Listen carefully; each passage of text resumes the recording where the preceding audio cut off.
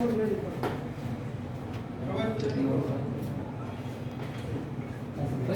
গাড়ি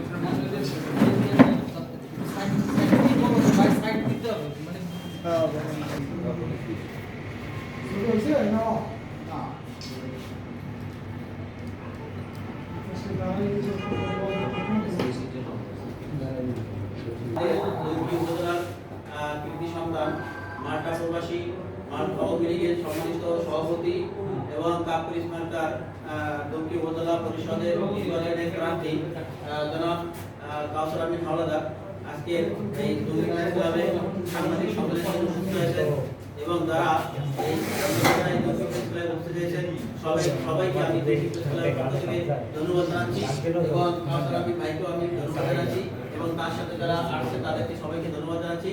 আমি কাউসার আমিন ভাইকে তার সাংবাদিক সম্মেলনে বক্তব্য রাখার জন্য অনুরোধ করছি।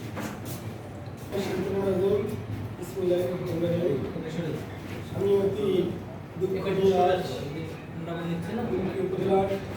জেলার বিভিন্ন টিভি পত্রিকা প্রিন্ট মিডিয়া বিভিন্ন সাংবাদিকদেরকে আমি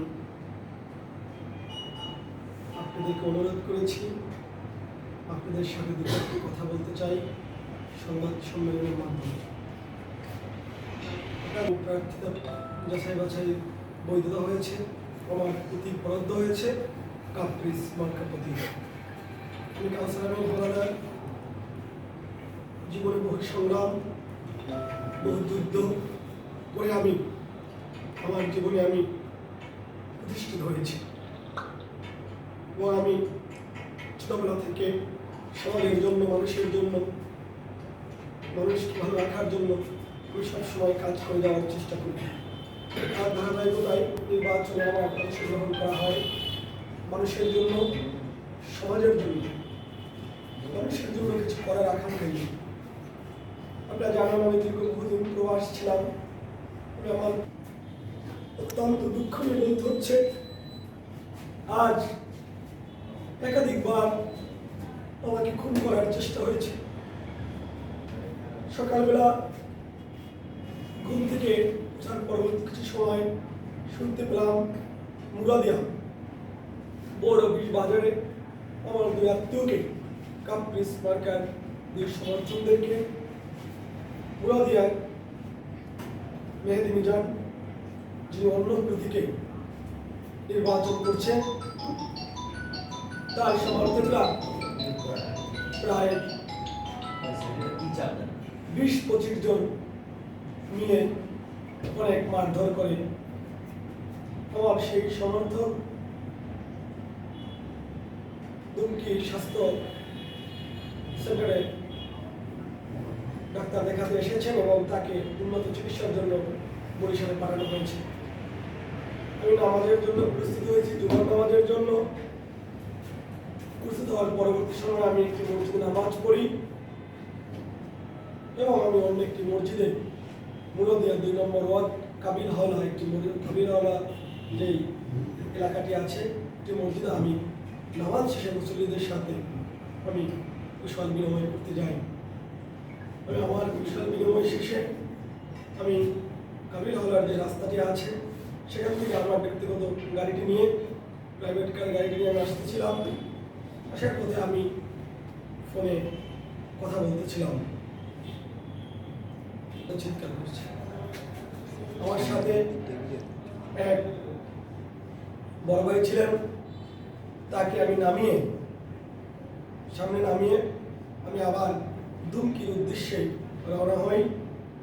সেই পথে মেহেদি মিজানের সমর্থক নিজাম ঘরামি, রাসেল ঘরামি, জন্টু হাওলাদার,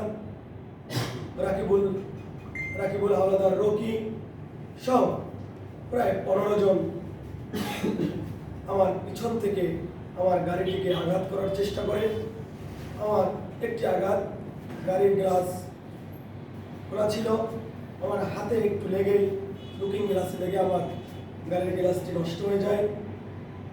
আমি তাৎক্ষণিক বুঝতে না পেরে আমি গাড়ি থেকে নামার সাথে সাথে আমি দেখতে পেলাম দেশীয় অস্ত্র, বগি, রান্দা হাতুড় এবং লোহার পাইপ দিয়ে নিয়ে তারা আমার দিকে আসছেন এবং তারা আমাকে প্রাণে মারতে চায়। আমি তাৎক্ষণিক আমার গাড়িতে উঠি। আমার সাথে আমার ছোট ভাই, একজন ছোট ভাই অলি গাজী, তিনি আমার সাথে ছিলেন। তিনি আর দ্রুত গাড়িতে উঠতে পারেন না। তাকে সেই সন্ত্রাস বাহিনী তাকে ধরে প্রচুর পরিমাণে মারামারি করতে গিয়েছি। আমি নামাজ শেষে শুক্রবার আমি একা, আমার সাথে একজন লোক নিয়ে অবশ্যই আমি কোনো স্থানে কোনো ধরনের সহিংসতা বা কোনো ধরনের কোনো ঝামেলা করা। আমার আজ বলতে হয়, যেদিন রিটার্নিং অফিসার কার্যালয় আমি প্রতীকের জন্য গিয়েছিলাম, তিনি পিছন থেকে এসে আমার কাছে ক্ষমা চায় তার মার্কাটি। আমরা দুজনে একই মার্কা চেয়েছিলাম। আমি মানুষের সম্মানার্থে আমি তাকে বলেছিলাম, ঠিক আছে আপনি এই মার্কাটি নেন, কোনো সমস্যা নেই। আমি নির্বাচন কিংবা ব্যক্তিগত যে কোনো ব্যাপারে সহিংসতা, ঝগড়া, বিপদ আপদ, মারামারি, হানাহানি এগুলো আমি বিশ্বাস করি না এবং আমি করতে পছন্দ করি না। আমি মানুষের জন্য কাজ করা, মানবতার লক্ষ্যে কাজ করা, আমি তাই শিখেছি। বাংলাদেশের নির্বাচনকালীন সময়ে যে আচরণ, যে ব্যবহার, এগুলো আমি জানি না। আমি এখানে আমার সব মন নিয়ে, আমার সহজ সরল ইচ্ছা নিয়ে আমি আমার সকল সফলতা অর্জনকে আমি ফেলে আমি তুর্কিবাসীর জন্য আমার জীবনকে উৎসর্গ করে দিতে এসেছি। সেখানে আজ আমি একজন প্রার্থী। আমাকে যদি তারা মৃত্যুর জন্য আমাকে হুমকি দেয় কিংবা প্রাণে শেষ করার চেষ্টা করে রাস্তার মধ্যে দুপুরবেলা, যেখানে কোনো মানুষজন ছিল না, তাহলে আমার যারা শুভাকাঙ্ক্ষী, আমার যারা ভক্তবৃন্দ, আমার যারা সমর্থক, আত্মীয় স্বজন, তাদের উপরে কতটুকু অত্যাচার হয়। ব্যক্তিগতভাবে বলি, আমি একা এতিম মানুষ। আমার বাবা নেই, আমার চাচা নেই, আমার ব্যক্তিগতভাবে কোনো লাঠিয়াল বাহিনী নেই। আমি মানুষের ভালোবাসার জন্য এসেছি।